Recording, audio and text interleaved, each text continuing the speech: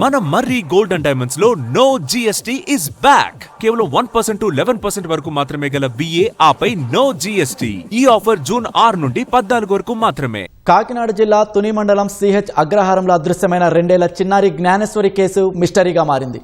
చిన్నారి ఆచూకీ కోసం పోలీసులు ముమ్మర గాలింపు చర్యలు చేపట్టినా ఇప్పటికీ ఎలాంటి ఆధారం లభించలేదు. ఈ కేసులో కీలకంగా భావించిన పెంపుడు శునకం మృతి చెందడంతో దర్యాప్తు మరింత క్లిష్టంగా మారింది. కిడ్నాప్ కోణంలో పోలీసులు దర్యాప్తు కొనసాగుతోంది. చిన్నారి ఆచూకీ కోసం మరిన్ని బృందాలు రంగంలోకి దించాలని తాజాగా ఉప ముఖ్యమంత్రి పవన్ కళ్యాణ్ ఆదేశించారు.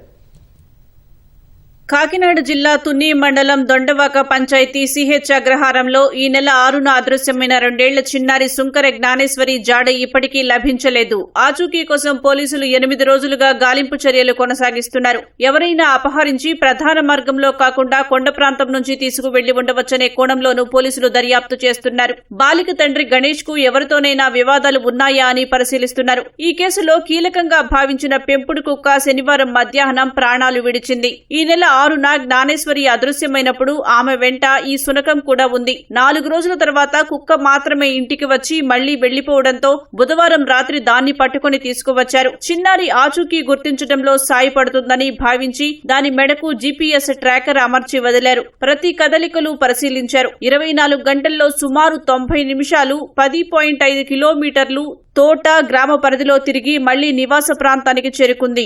ఆయా చోట్ల ఎక్కడా జ్ఞానేశ్వరి జాడ తెలియలేదు. 5 నెలల వయసున్న ఆ శునకం గత కొద్ది రోజులుగా అనారోగ్యంతో బాధపడుతూ ఆహారం కూడా సరిగా తీసుకోకపోవడంతో శనివారం ఇంటి వద్దే కుప్పకూలి మృతి చెందింది. దీంతో కేసులో ఉన్న ఒక కీలక ఆధారాన్ని పోలీసులు కోల్పోయినట్లయింది.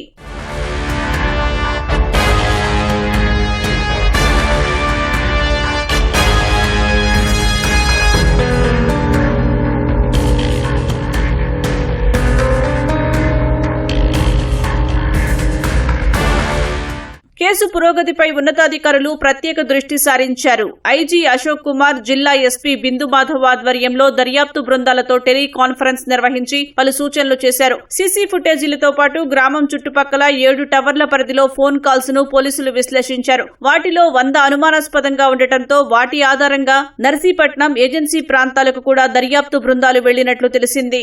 బాలికను తాను చూశానని చెప్పిన ఓ వ్యక్తి మాటల్లో నిజమెంతన్నది ఆరా తీశారు. కొండ ప్రాంతంలో 2 పోలీసు జాగిలాలు అన్వేషించాయి. ఇలాంటి కేసుల దర్యాప్తులో అనుభవం ఉన్న పలువురు అధికారులను కూడా రంగంలోకి దించారు. మృతి చెందిన పెంపుడు శునకానికి ఇవాళ పోస్టుమార్టం నిర్వహించి దాని మరణానికి గల కారణాలు తెలుసుకునేందుకు అధికారులు చర్యలు చేపట్టారు. వివరాలు ట్రేస్ చేసే ప్రక్రియ నిరంతరం కొనసాగిస్తున్నాం. ఏదైతే టెక్నికల్ ఎవిడెన్స్ ఉందో CCTV ఫుటేజెస్ వెరిఫై చేయడం, ఆ ఏరియాలో ఉన్న టవర్స్ నుంచి కూడా మొత్తం టోటల్ కాల్స్ ఏవైతే ఉన్నాయో అట్లన్నింటినీ తీసి డంప్ పెట్టి వెరిఫై చేస్తున్నాం. సస్పిషియస్ నెంబర్ని పర్టికులర్గా పిలిపించి వారి యొక్క స్టేట్మెంట్స్ రికార్డ్ చేయడం జరుగుతూ ఉంది. ఇవి కాకుండా ఎవరైనా వాట్సాప్ కాల్ కానీ, ఇన్స్టా కానీ, ఫేస్బుక్లో కూడా కమ్యూనికేషన్ పంపించే అవకాశం ఉంది. కాబట్టి IDPR నెంబర్ల ద్వారా వాళ్ళని కూడా ట్రేస్ చేసి వాటి గురించి కూడా ఎగ్జామిన్ చేస్తున్న ప్రాసెస్ నిరంతరం జరుగుతూ ఉంది. ఇది కాకుండా ఇంకా ఏదైనా ఒక పైథాన్ లాంటిది ఏదైనా పాపని మింగి ఉంటే మెటలాజికల్ డిపార్ట్మెంట్ వాళ్ళు ఈవెన్ రిమైన్స్ ఏమైనా ఉంటాయి, మెటల్స్ ఏమైనా ఉంటాయి, స్నేక్స్ ఏమైనా ట్రేస్ అయితే ఆ మెటల్స్ ద్వారా ట్రేస్ చేయడానికి ఆ ప్రక్రియ కూడా జరుగుతూ ఉంది. ఏవైతే ప్రాబిలిటీస్ ఉన్నాయో, ఏవైతే అవకాశాలు ఉన్నాయో అన్ని యాంగిల్స్లోనూ ఇన్వెస్టిగేషన్ నడుస్తూ ఉంది.